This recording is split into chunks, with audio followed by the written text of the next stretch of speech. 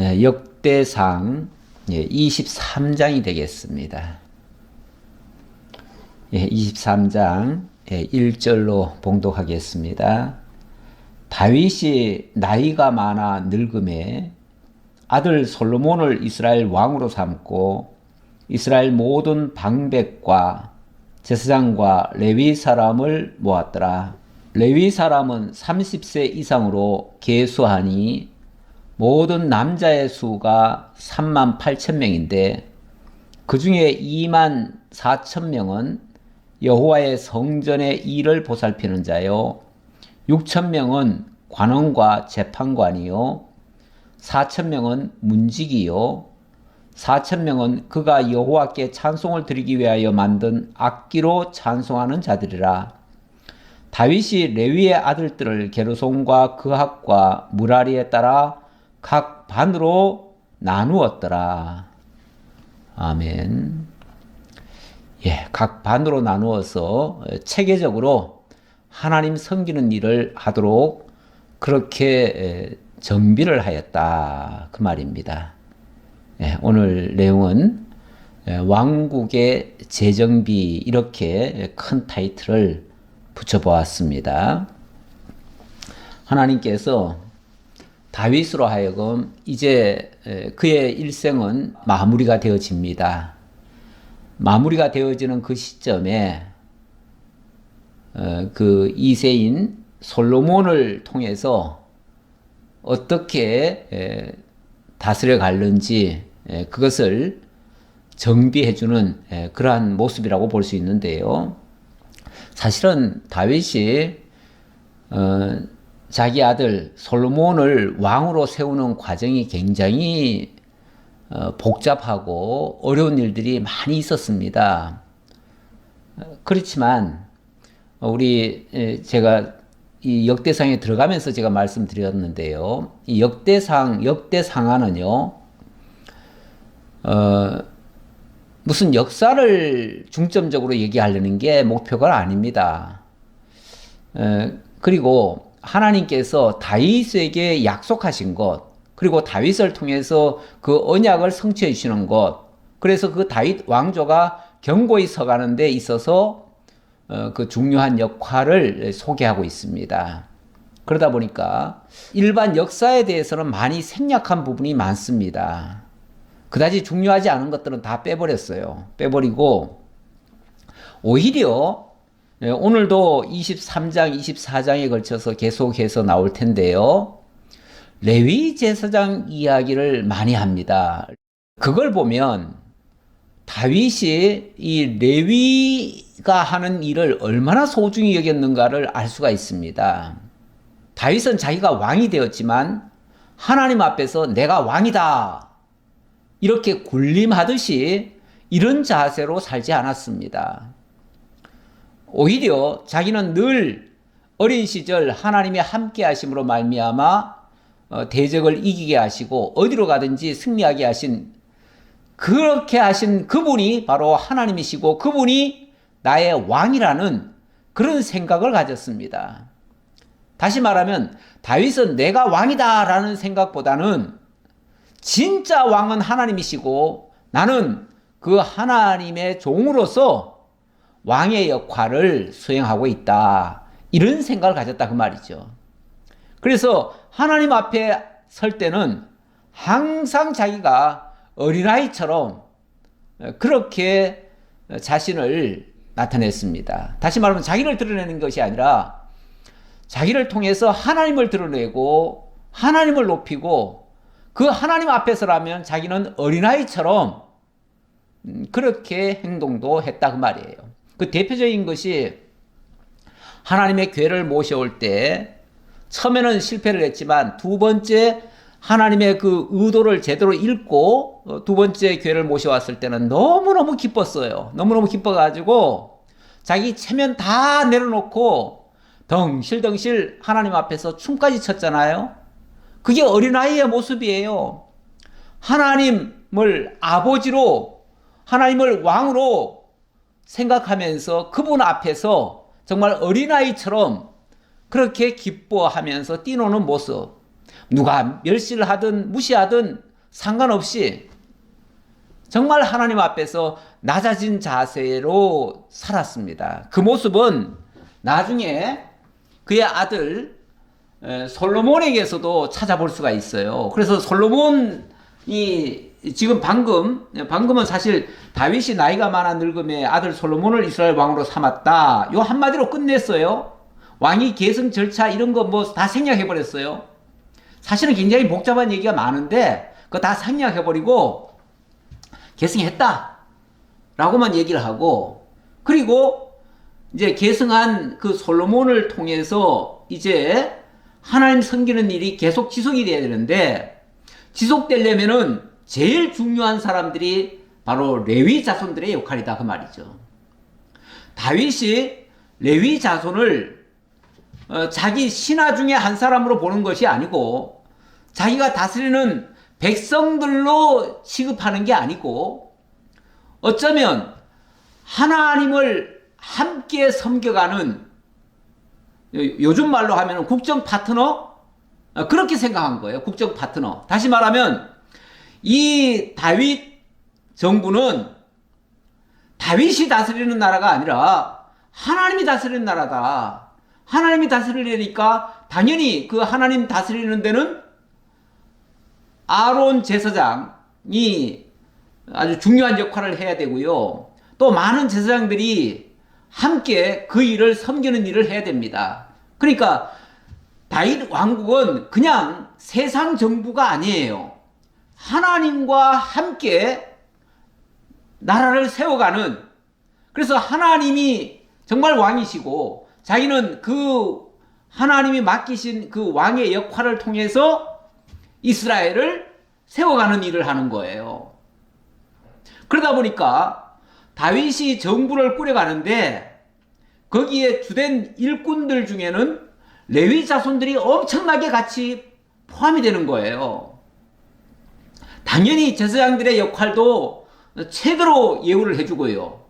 제사장들이 마음껏 하나님 섬길 수 있도록 지원을 해주고요.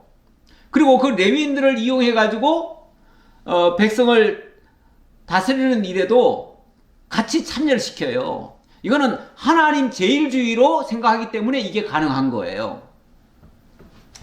그래서 그의 아들 솔로몬도 이런 그 다윗의 그 명을 받았기 때문에 아주 신신당부를 한 거지요. 신신당부를 했기 때문에 나중에 솔로몬이 그 왕이 돼가지고 하나님 앞에 이렇게 기도하는 장면이 나옵니다. 어떻게 말을 하냐면 솔로몬이 이르되 주의 종 내 아버지 다윗이 성실과 공의와 정직한 마음으로 주와 함께 주 앞에서 행함으로, 주와 함께 주 앞에서 행함으로 이렇게 얘기를 해요. 그러니까 하나님 앞에서의 자세로 다윗도 그렇게 살았었다 그 말이죠.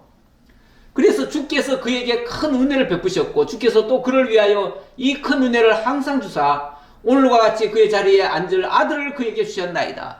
그렇게 해서 저까지도 그 은혜로 이 왕위에 오르게 하셨나이다. 정말 감사합니다. 그 얘기죠. 그러면서 나의 하나님 여호와여 주께서 종으로 종의 아버지 다윗을 대신하여 왕이 되게 하셨사오니, 자 여기도 보니까 왕이 누구라는 겁니까? 내가 왕이 됐다는 얘기로 지금 말하는 것 같습니까? 먼저 물론 직분이야 왕을 주신 거죠. 주셨는데 여호와께서 종으로 종의 아버지 다윗을 대신하여 왕이 되게 하셨사오니 이렇게 하잖아요. 그러니까 아버지가 하던 그 왕위를 내가 물려는 받았지만 아버지가 하나님의 종, 주의 종으로서 했기 때문에 저도 마땅히 하나님의 종으로서의 왕입니다. 그 말이죠. 그러니까 하나님 앞에서는 종이고 백성들은 하나님께서 맡기신 일을 감당하기 위하여 왕이라고 하는 직임을 수행한다 그 말이죠.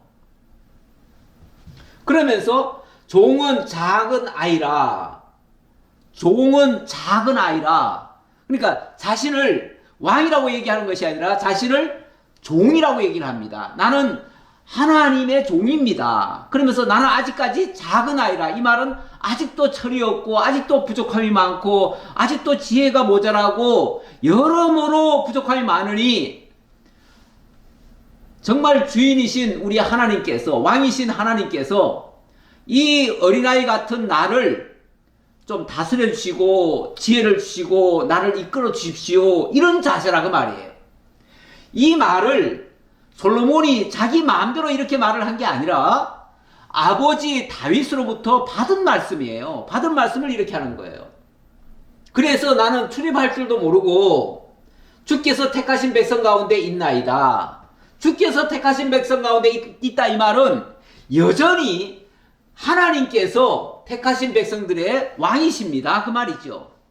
나는 그의 종이고 하나님은 이 나라의 진짜 왕은 하나님이십니다, 그 얘기예요. 나는 제대로 왕으로 세워놨지만 제대로 출입도 할 줄 몰라서, 쉽게 말하면 이 백성을 제대로 다스릴 줄 몰라서 정말 하나님이 다스려 주셔야 되겠습니다, 이런 자세라 그 말이에요.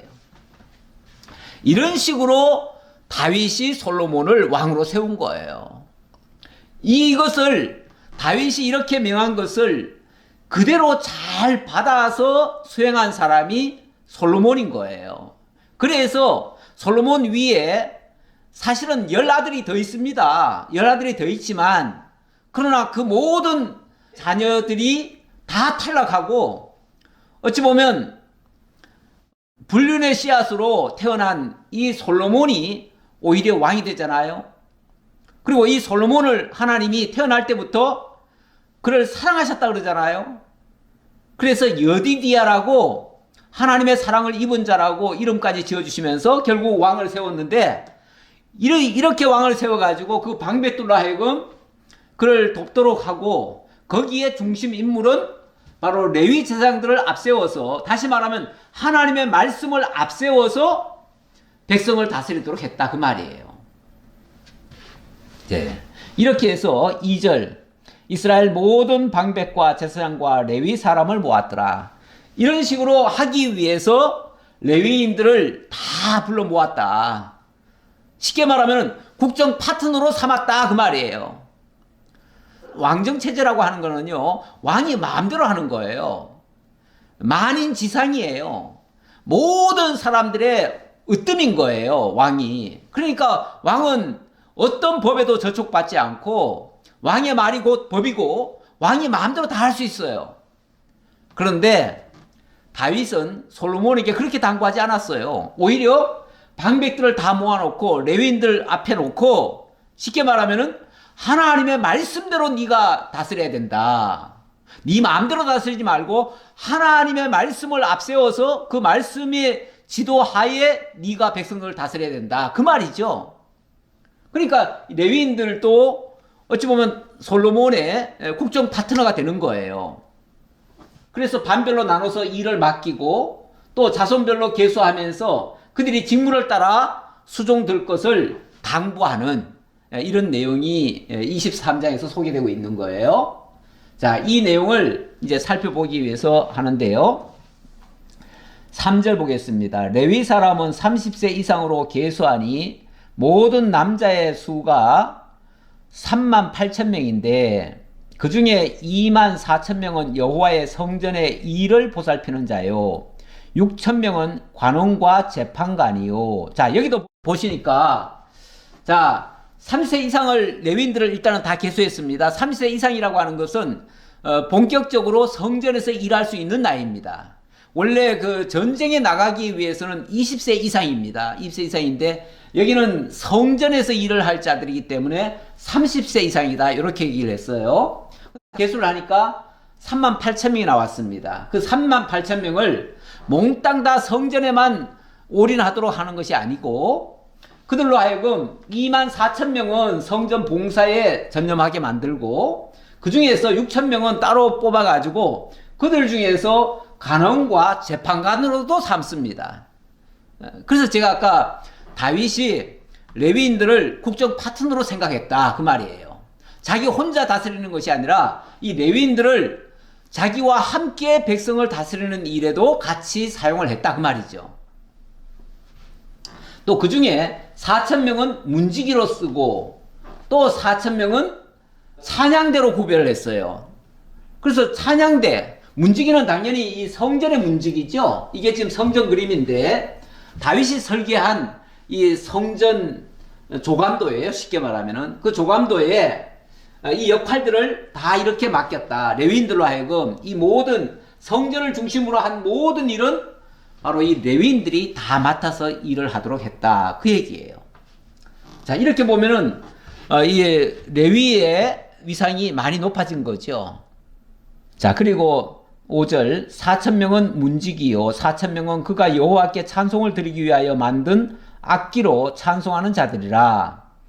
다윗이 레위의 아들들을 게르손과 그핫과 무라리에 따라 각 반으로 나누었더라. 예, 원래 이 레위 자손들은 세 아들이 있어가지고 그 자손들로 이어지는 거죠. 이어지는데 한 사람이 모든 일을 다 할 수는 없습니다. 그래서 일을 좀 나눠야 되고요. 그리고 또 이렇게 비상시국에는요, 자기가 맡은 일을 제대로 못합니다. 어찌 보면 광야 시절은요, 비상시기라고 말할 수 있어요. 왜냐하면 계속 이동을 해야 되니까. 그래서 맨날 하는 일이, 이동하는 일이 전부예요. 그랬는데 이제는 어느 한 자리에 딱 자리를 잡고 그러다 보니까 이제는 정말 임무를 각각 나눠서 역할 분담을 제대로 할 수 있습니다. 그래서 정착된 다음에는 일을 나눠서 할 수 있는데 제가 이 말씀이 생각이 나서 여기다 적어놨습니다. 에베소서 4장 7절 이하에 보면 이거는 신약 교회의 모습입니다. 신약 교회는 성전 되시는 우리 주 예수님께서 이 땅에 오셔서 당신이 죽으시고 부활하심으로 말미암아 죽었던 우리들을 건져내셔서 하나님 나라의 백성으로 삼으시고 신령한 성전 그리고 이 땅에 당신의 몸된 교회를 세워가는 일에 우리를 사용하십니다. 사용하시는데 그때 모든 사람을 획일적으로 쓰는 것이 아니라 각각 역할 분담을 시킵니다. 그래서 4장 7절에 보니까 이렇게 나오지요. 우리 각 사람에게 그리스도의 선물의 분량대로 은혜를 주셨나니. 이게 이제 선물의 분량이니까 이게 은사입니다. 우리 각 사람에게 은사를 주어서 그 일을 하게 하신다 그 말이에요. 근데 어떻게 하게 하셨는가? 그러므로 이르기를 그가 위로 올라가실 때 사로잡혔던 자들을 사로잡으시고 그들에게 선물을 주셨다 하였도다. 이게 바로 죄에서부터 우리를 건져내 가지고 하나님의 사람으로 새로운 피조물로 바꾸어서 그들에게 은사를 주어서 이 신령한 일을 하게 하셨다 그 말이에요. 그래서 하는 일은 뭐냐? 그가 어떤 사람은 사도로, 어떤 사람은 선자로, 어떤 사람은 복음 전하는 자로, 어떤 사람은 목사와 교사로 삼으셨으니 신약 교회의 여러 가지 직임들의 모습이라고 볼 수 있습니다. 하나님께서 교회 안에 여러 가지 직임들을 세웠다 그 말이죠. 목적은 어디 있는가? 목적은 이겁니다. 이는 성도를 온전하게 하여 봉사의 일을 하게 하며 그리스도의 몸을 세우려 하심이라. 그리스도의 몸, 바로 이 교회입니다. 이 교회를 하나님의 뜻하신 목적대로 세워가기 위해서 우리 각 사람을 다 사용하신다 그 말이죠.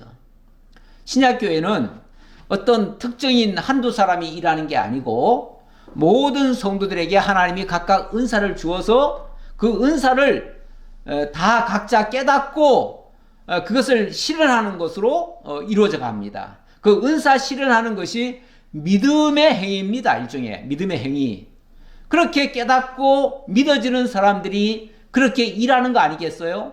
그 믿음의 행위를 하나님께서는 의롭다 칭해 주시고 그것을 정말 귀하게 여겨주십니다. 그렇게 하는 것이 바로 성도를 온전하게 하고 봉사의 일을 하게 하며 그리스도의 몸을 세우는 일이다. 이렇게 하신다는 이야기를 말씀드리고요. 자, 7절로부터 24절 내용은 여기는 이제 레위의 아들들을 자손별로 계수하는 장면입니다. 자, 여기에 아까 24,000명 또 6,000명 또 4,000명 4,000명 이렇게 나눴다는데 그 나누려면은 아무래도 각 자손별로 숫자를 헤아릴 필요가 있겠죠. 그래서 지금부터 숫자를 다시 헤아립니다. 헤아리는데 좌우간 우리 이 역대기에는요 숫자 헤아리는 일이 참 많이 나와요. 그 계수하는 일, 계수하는 일. 이게 이제 하나님의 선한 일에 참여한 자들의 어찌 보면 그 명단이라고도 볼 수 있는데 이 이름을 가능하면 다 불러드리는 것이 좋겠지만 상황 봐서 제가 약간 건너뛸 수도 있겠습니다. 일단은 한번 진도가 나가 보겠습니다. 7절 게르손 자손은 라단과 시므이라. 라단의 아들들은 우두머리 여헬과 또 세담과 요엘 세 사람이요 시므의 아들들은 슬로밋과 하시엘과 하란 세 사람이니 이는 라단의 우두머리들이며. 이렇게 쭉 나가지요. 쭉 나가다가 자 11절로 좀 넘어가 보겠습니다. 그 우두머리는 야하시요 그 다음은 시사며 여우수와 브리아는 아들이 많지 아니하므로 그들과 한 조상의 가문으로 계수되었더라. 예, 뭐 어찌 보면은 집마다 다 사정들이 있으니까 그 사정에 따라서 어디에 이렇게 편입했다 그런 뜻으로 이해가 됩니다. 이 레위의 아들들 가운데 레위의 아들들이 있잖아요. 레위의 자손들 중에서 세 아들이 있죠. 그 중에 한 자손이 게르손이고요. 자, 지금 열거했던 것은 게르손 자손들 이야기였습니다. 그 다음에는 고핫 또는 여기 본문에서는 그핫이라고 되어 있네요. 이거는 이제 그 번역할 때마다 이제 약간씩 달리 번역해서 그렇지 실제로는 다 똑같은 얘기예요. 그 다음에는 쭉 내려가다가 무라리가 나오죠. 무라리. 자, 이렇게 세 자손이 레위에게는 세 자손이 있었어요. 세 자손이 있었는데 자, 방금 말한 거는 게르손 자손입니다. 자, 그랬고 그핫의 아들들은 아므람과 이스할과 헤브론과 우시엘 네 사람이라. 여기에는 요 그핫 자손에게는 이 네 명의 자손이 또 있었는데 그 중에 우리가 좀 생각할 것은 아므람, 이 아므람 자손이 좀 생각을 해봐야 됩니다. 아므람. 왜냐하면 이 아므람에 의해서 나중에 모세가 나오거든요. 그래서 모세가 나오고 또 여기서 또 아론이 나오잖아요.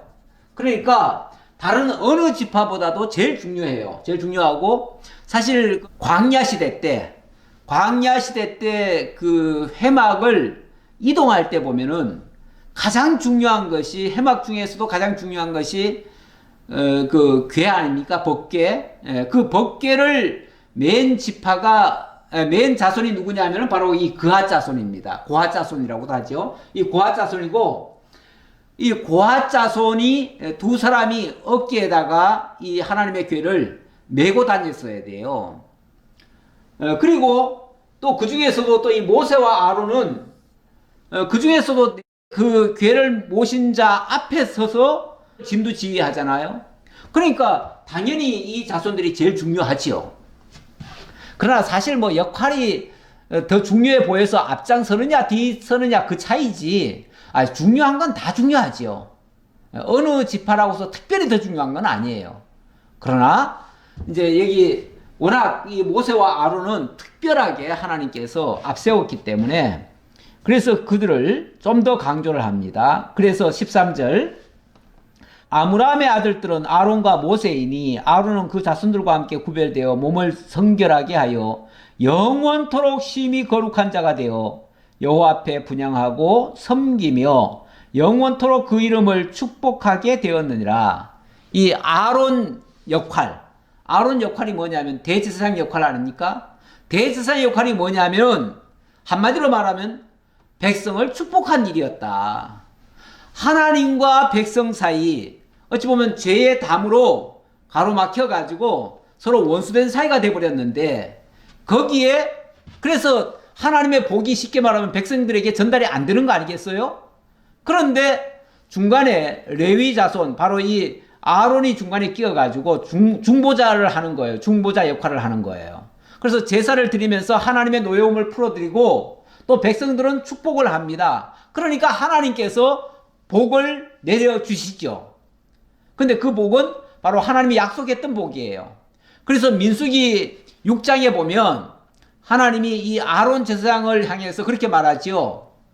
너희들이 이 백성들을 향해서 축복하라. 그러면은 내가 너희들에게 반드시 복을 주겠다.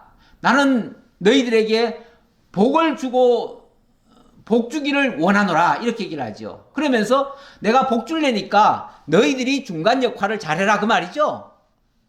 그러니까 우리가 복 받을 짓을 해서 복을 받는 게 아니고요. 또 우리가 먼저 요청을 해가지고 복 달라고 해서 애걸복걸 해가지고 복을 받는 게 아니고요. 하나님이 우리한테 복 주기를 원하셔요. 민수기 6장에 그렇게 나와 있어요. 유명한 그래서 대제사장의 축복 기도문 아닙니까? 그런데 하나님이 우리에게 복 주고 싶어 가지고 아론을 내세워 가지고 아론으로 하여금 네가 내게 제사를 드리고 이 백성들을 위해서 네가 축복해라. 그러면 내가 복 주겠다. 이렇게 말씀하잖아요. 그러니까 모세가 그것을 아론에게 명하고 아론이 축복하니까 하나님이 백성들에게 복을 내려주시잖아요. 그럼 복 내려주시는 주체도 하나님이시고요. 복 내려주기를 원하시는 분도 하나님이셔요. 우리는 엄밀하게 말하면요. 복 받을 생각도 못했던 사람들이에요. 복 받을 짓은 더더욱 안 했고요. 자, 그래서 이 아론의 역할이 매우 중요하다는 거 말씀드리고, 자, 그 다음 14절 하나님의 사람 모세의 아들들은 레위 지파 중에 기록되었으니 모세의 아들은 게르솜과 엘리에셀이라 뭐 이렇게 쭉 나갑니다. 그래서 그 다음 얘기는 이제 이 모세의 자손들 얘기를 했는데 아무래도 모세의 자손도 중요하니까 얘기를 했다고 보고요. 쭉 내려가서 20절 보겠습니다. 우시엘의 아들들은 우두머리 미가와 그 다음 이시야더라. 자, 그렇게 얘기했고, 그 다음 21절부터는 요 21절부터는 무라리 자손들에 대해서 소개를 합니다. 무라리의 아들들은 마흘리와 무시요, 마흘리의 아들들은 엘라살과 기스라. 자, 이렇게 해서 24절 여기에 대한 결론을 이렇게 얘기를 하네요. 예, 결론은 이는 다 레위 자손이니 그 조상의 가문을 따라 계수된 이름이 기록되고 여호와의 성전에서 섬기는 일을 하는 20세 이상 된 우두머리들이라. 여기 또 20세 이상이라고 얘기를 하네요. 그러니까 이제 아마 앞에서 얘기했던 거는 30세 이상을 통해서 38,000명 그들이 아주 중요한 일을 했다는 것이고, 지금 여기서는 20세 이상이라고 하는 것은 이건 계수한 거죠. 이거는 앞에서처럼 일을 맡기는 차원이 아니었다 그 말이죠. 그래서 좀 개념은 좀 다르다 그렇게 보시면 되겠고요. 자, 그 다음 25장으로 넘어갑니다. 25장에서는 직무를 따라서 수종들 것을 당부합니다. 그러니까 이렇게 다윗이 일을 맡겨놓고 그 일을 성실히 수행해라 그 말이죠. 성실히 수행해라. 성실히 수행하는데 일을 무조건 나눠 놓는 게 중요한 게 아니라 그 일을 잘 수행하는 게 중요하죠. 자, 25절 볼까요? 다윗이 이르기를 이스라엘 하나님 여호와께서 평강을 그의 백성에게 주시고 예루살렘에 영원히 거하시나니 레위 사람이 다시는 성막과 그 가운데에서 쓰는 모든 기구를 맬 필요가 없다 한지라. 다시 말하면 그들에게 다윗이 당부를 하는 거예요. 당부를 하는데, 자, 너희들 그동안 참 수고 많았다. 쉽게 말하면 광야에서 이리저리 이동하고 그러려니까 얼마나 힘들었겠어요. 힘들었는데 이제부터는 그럴 필요는 없다. 이제는 이제 성전이 이제 완공되어지면 거기서 하나님을 섬기면 되니까 이제부터는 성전에서 역할 수행만 잘하면 된다 그 말이죠. 그야말로 본연의 임무를 감당하는 거예요. 없던 일을 시키는 게 아니라 지금까지는 어찌 보면 비상적으로 일을 했던 거예요. 비상적으로 일을 했던 걸 이제는 제대로 체계를 갖춰서 일을 하는 거죠. 자, 일을 하는데 그렇게 하기 위해서 우리 하나님께서 너희들에게 평강을 주시고 영원히 예루살렘에 거하도록 하실 것이다. 자, 그 말이에요. 다시 말하면 하나님께서 평강 주시고 이 자리에 잘 머물게 하면 거기서 그 일을 계속 할 수 있는 거죠. 다시 말하면 너희로 하여금 이 일을 하게 하기 위해서 하나님이 너에게 평강 주실 것이다. 그런 얘기예요. 그러니 과거처럼 뭐 그렇게 힘든 일을 안 해도 정말 하나님 앞에 마음과 중심을 다해서 일하면 된다. 어찌 보면 노동일은 좀 덜 하겠죠. 노동일은 덜 하는데 하나님 앞에서 그렇다고 해가지고 일이 이제 놀고 먹는다 이렇게 볼 수는 없는 거죠. 오히려 더 새로운 마음가짐으로 하나님을 섬겨드리는 일을 해야 돼요. 자, 그래서 27절 다윗의 유언대로 레위 자손이 20세 이상으로 계수되었으니, 자, 이거는 그렇게 계수했다는 얘기고요.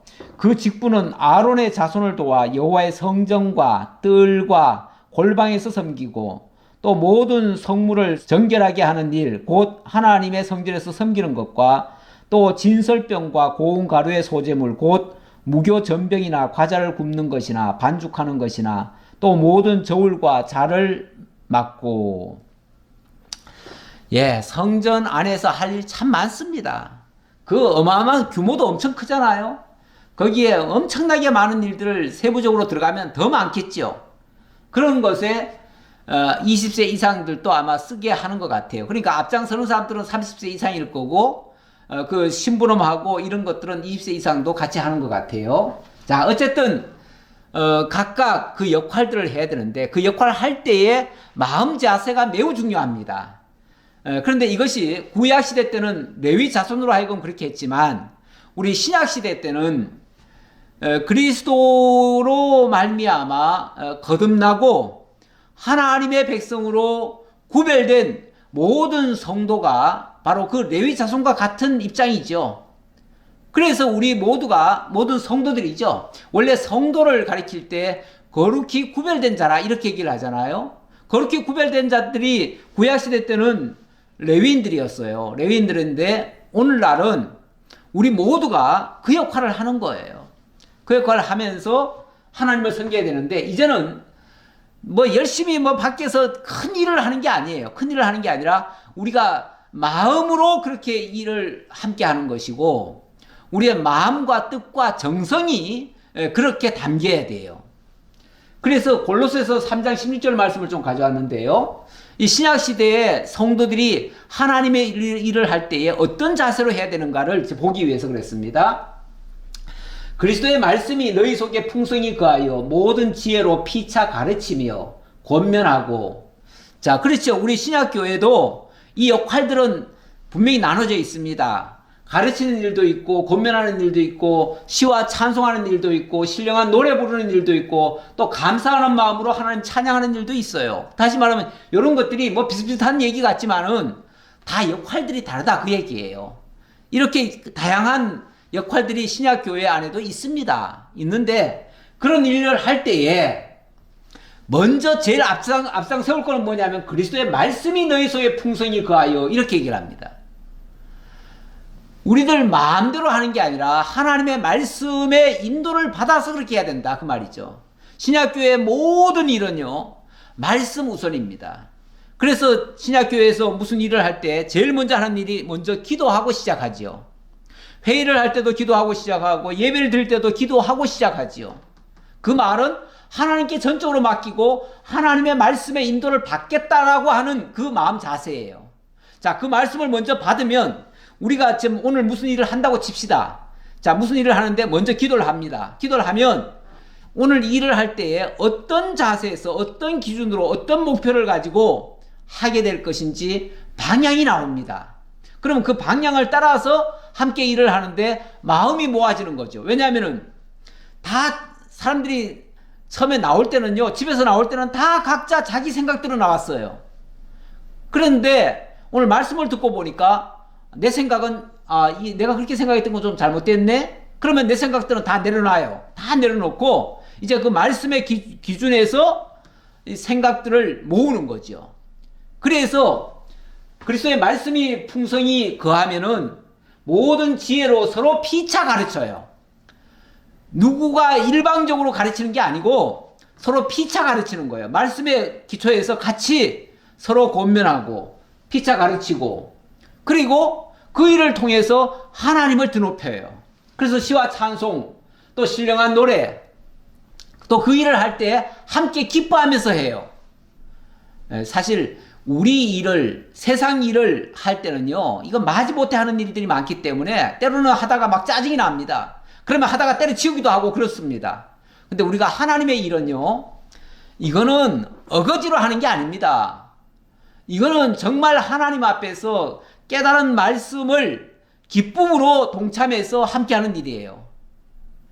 그래서 하나님의 일을 할 때는요, 사실 불협화음이 일어나면 안 돼요.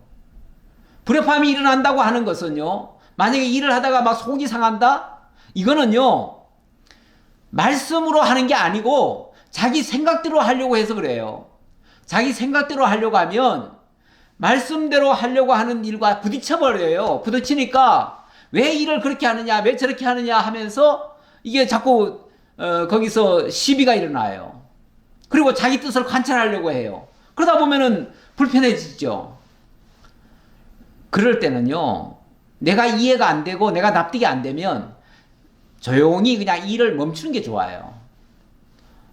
뭐 내가 일을 안 해도 또 딴 사람이 할 수도 있잖아요. 예. 그래야지 그걸 가지고 막 이렇게 일을 회방을 놓거나 못하게 하거나 뭐 일을 취소하거나 이러면 안 돼요. 내가 안 하면 그냥 안 하는 거죠. 내가 이해가 안 되면 못할 수도 있지요. 그리고 내가 힘들면 또 안 할 수도 있고요. 안 한다고 잘못된 게 아니에요. 왜냐하면 깨달은 사람들이 하면 되니까요. 예. 어쨌든 우리는 일을 통해서 하나님을 감사하는 마음으로 하나님을 찬양하는 일이 돼야 돼요.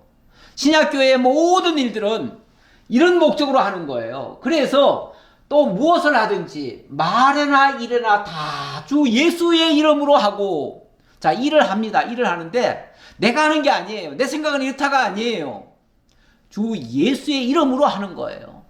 예수님의 뜻이 이렇다라고 생각하고 하는 거예요.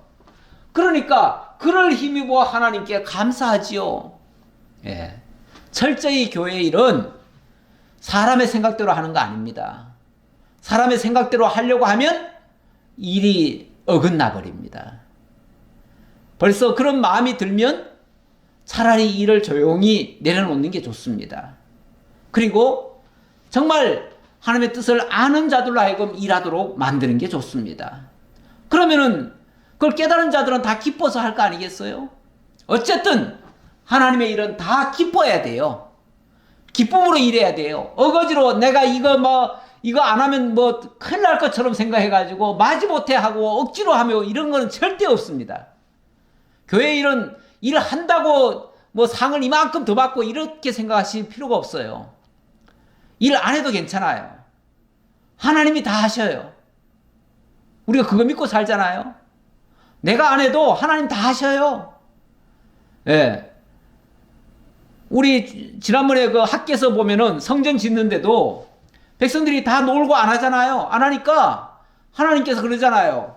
은도 내 것이고 금도 내 것인데 뭐 이것 때문에 못해요, 저것 때문에 못해요. 그러니까 다 내 것이다. 내가 다 불러올 수도 있다. 천지를 다 돌려가지고도 내가 다 할 수 있다.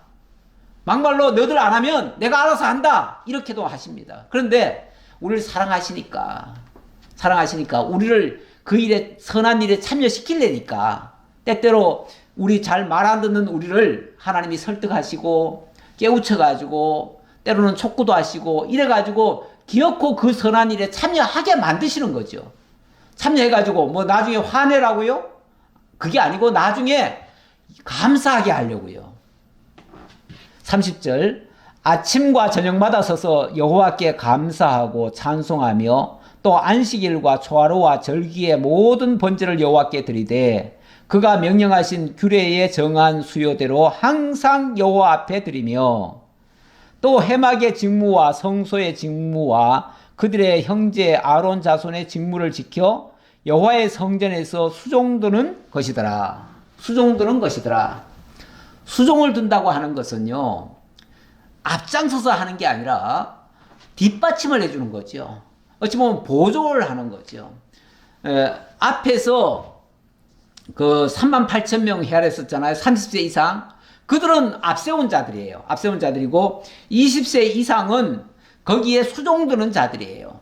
그렇게 해가지고 그 모든 일을 함께 협력해서 잘 하도록 이렇게 했다. 근데 이것을 그냥 무작정 하는 게 아니라 정말 다윗이 이것을 정비를 해서 체계를 세워서 역할 분담을 해서 그렇게 일을 하게 했다 그 말이죠.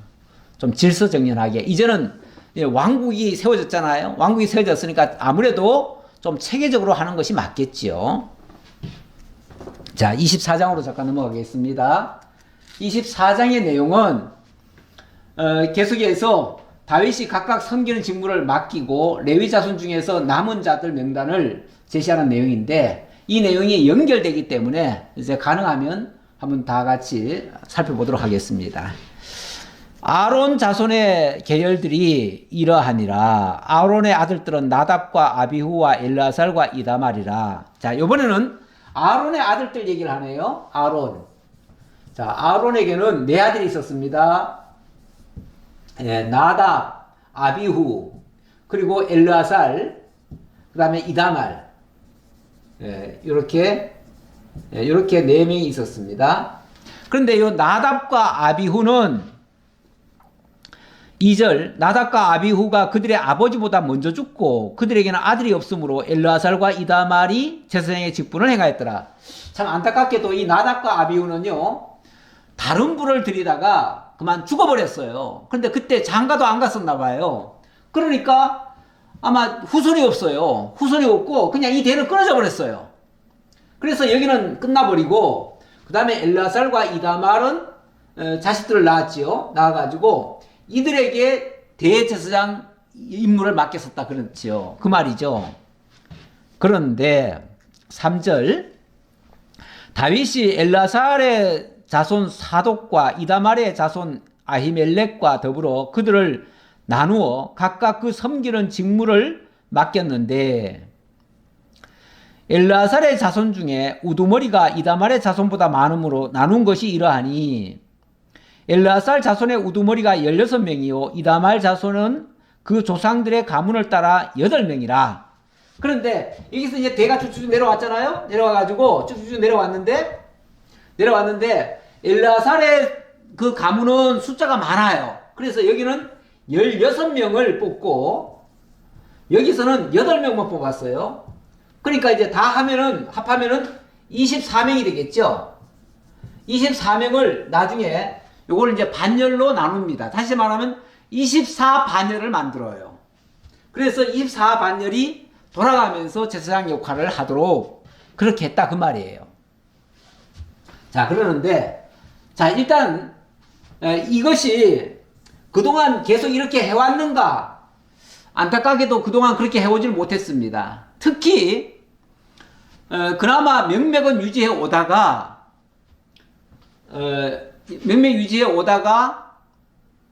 특히 그 사울 시대 때, 이 사울 시대 때 무슨 일이 있었냐면, 이 사울은 사무엘 선지자의 말을 듣지 않았습니다.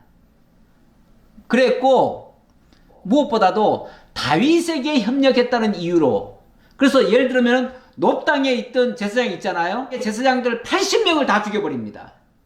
완전히 씨를 말려버렸어요. 그러다 보니까 제사장들이 어찌 보면 많이 사라져버린 거예요. 사라져버렸으니까 어찌 보면 제사 제도가 제대로 정착이 될 수가 없습니다.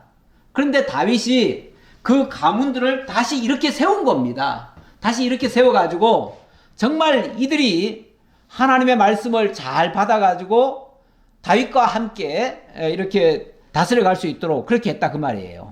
그러니까 얼마나 중요한 일을 합니까? 이게 어찌 보면은요, 역사 바로 세우기입니다.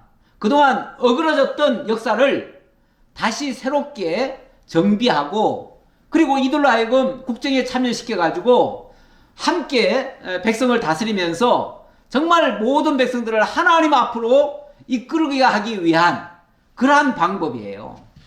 얼마나 귀한 일입니까?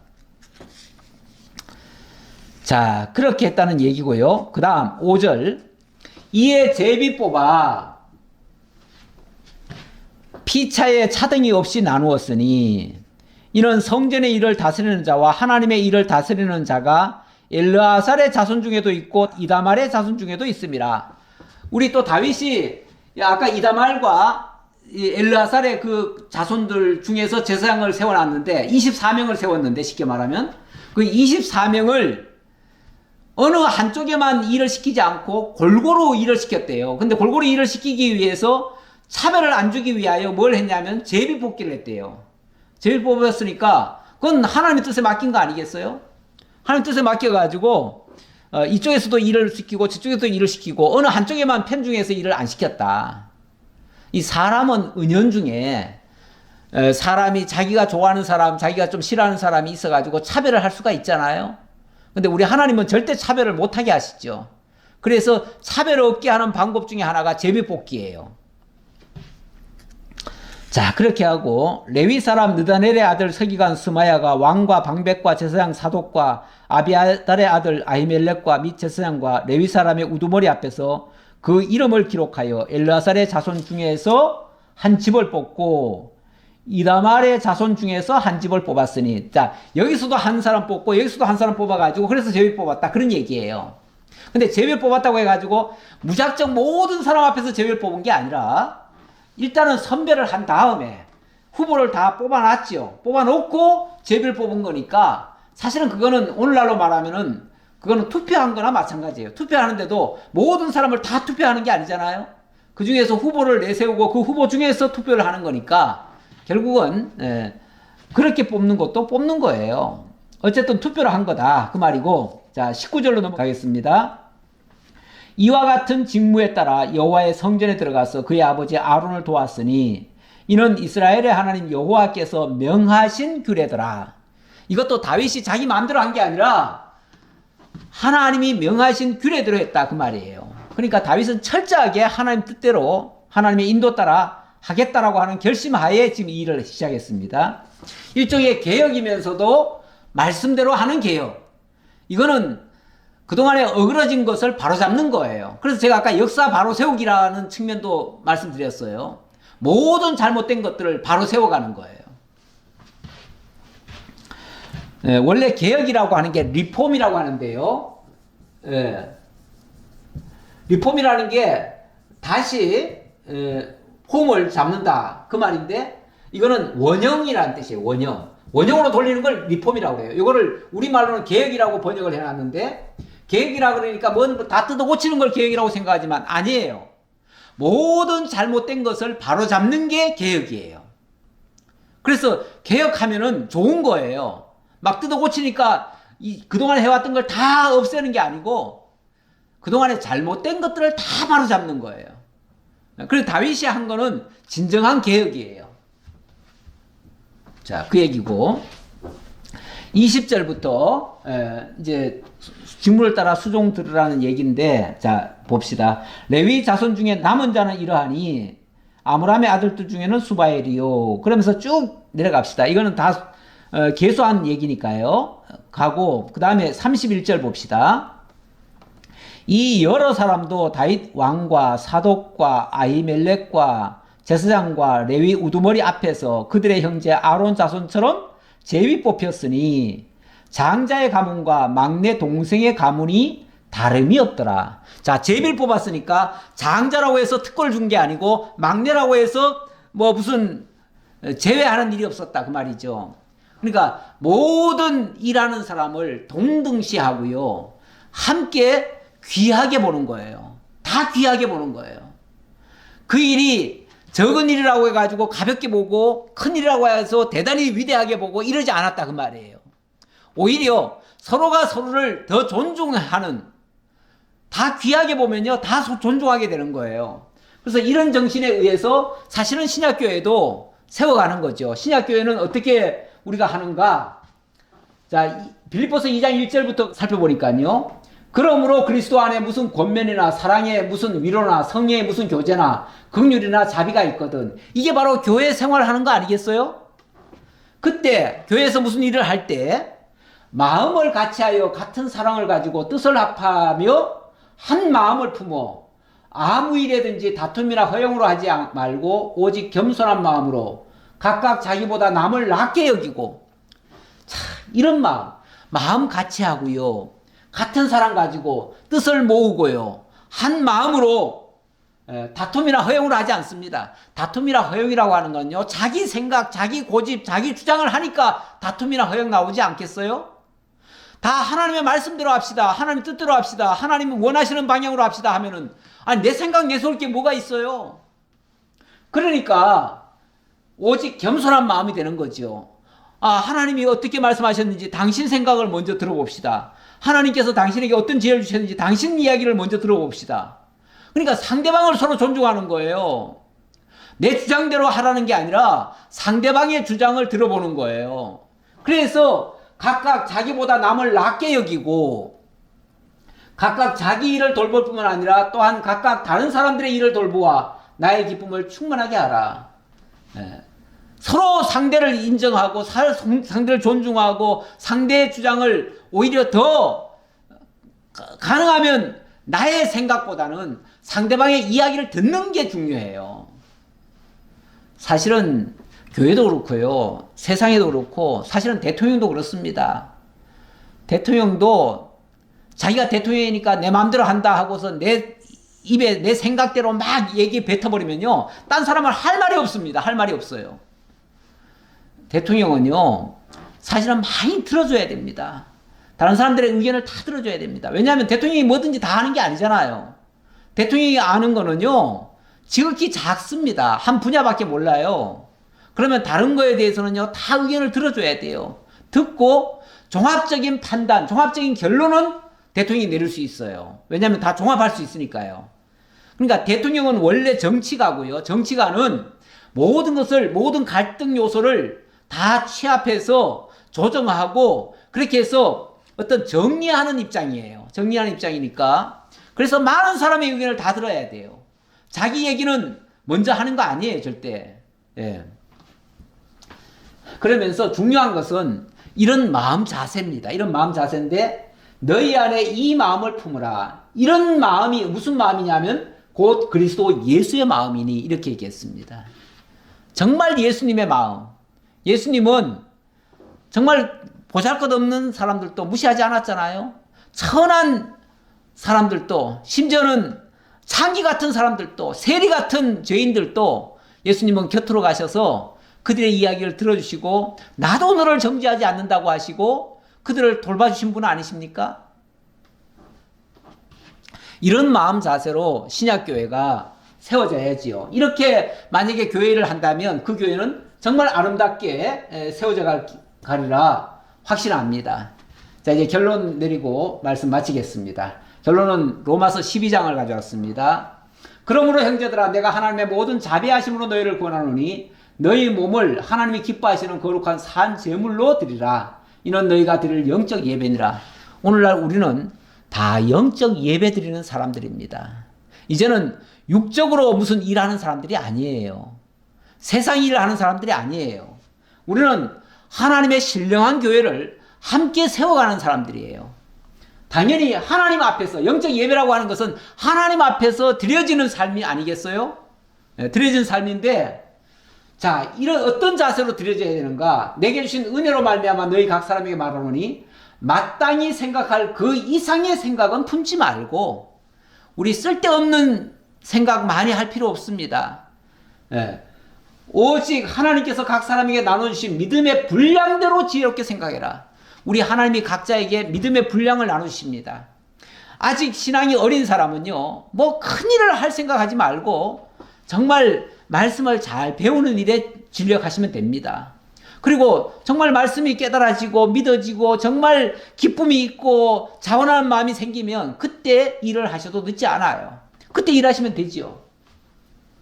그렇게 해서 믿음의 분량대로 지혜롭게 생각하는 거예요. 그게 자기 분수를 알고 그래서 마땅히 생각할 그 이상의 생각 품지 말라잖아. 이건 자기 분수 지키라는 얘기잖아요. 우리가 한 몸에 많은 지체를 가졌으나 모든 지체가 같은 기능을 가진 것이 아니니 우리 각 사람은 다 달라요. 그러니까 획일적으로 봐도 안 돼요. 우리 교회의 성도들은요 전부 다 다릅니다. 생각도 다를 수 있어요. 그러니까 은사도 다 다르고요. 그러니까 왜 나와 다르냐고 책망하면 안 돼요. 왜 그렇게밖에 안 하냐고 그렇게 야단치면 안 돼요. 왜 성도가 돼가지고 또는 집사가 돼가지고 왜 권사가 돼가지고 왜 장로가 돼가지고 왜 그러냐? 왜 목사가 그러냐? 이렇게 말해도 안 돼요. 그 사람의 믿음의 분량대로 하는 거예요. 물론 우리가 좋은 마음에서 정말 이렇게 갑시다. 이렇게 권면하는 것과 왜 그렇게밖에 못하냐고 책망하는 거는 전혀 다르죠. 차원이 달라요. 그러니까 남을 탓하거나 책망하거나 정죄하거나 이거는 굉장히 악한 겁니다.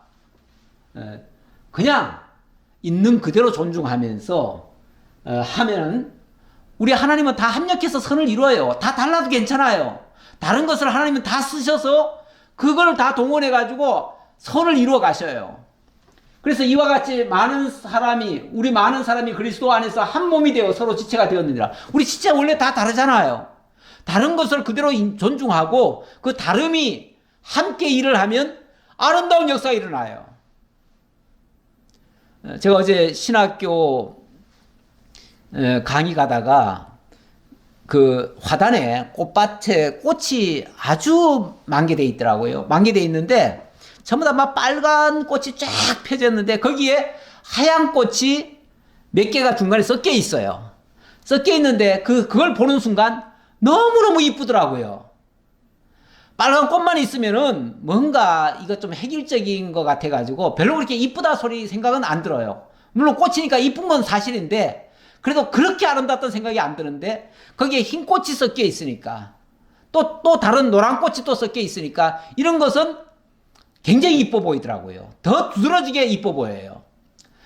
교회도요, 모든 사람이 똑같으면은 좋은 교회 아닙니다. 건강한 교회 아니에요. 오히려 달라도 서로 존중하고 인정하는 교회라면 그 교회가 더 건강한 교회, 더 아름다운 교회가 될 수 있습니다. 왜요? 다른 측면에서 일할 수 있으니까요. 그것이 합력되면 시너지 효과가 일어나요, 오히려. 이렇게 우리 하나님, 우리 각각 다 달리 지으셨어요. 그런데 다 각기 따로 쓰실 일이 있어요.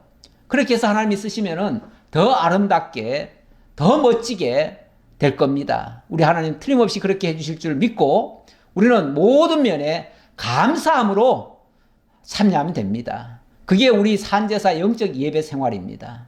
기도하겠습니다. 감사합니다, 하나님. 참 보잘것없고 버려두시면 아무 쓸모없던 저희들, 들풀과 같은 존재였던 저희들, 그러나 우리 각 사람, 우리 하나님께서 불러주시고 또 귀한 일에 사용하셔서 잡초 같은 저희들이 이제 하나님의 아름다운 정원에 꽃들로 피어나게 하시니 참으로 감사합니다. 이 귀한 일들이 정말 하나님 나라를 위하여 우리들이 선이 쓰여지고 그로 말미암아 하나님이 영광 받으시기를 원합니다. 이 일에 쓰임받는 저희 모두가 정말 감사와 찬송과 기쁨으로 넘치도록 하옵소서. 감사드렸고 예수님 이름으로 기도하옵나이다. 아멘.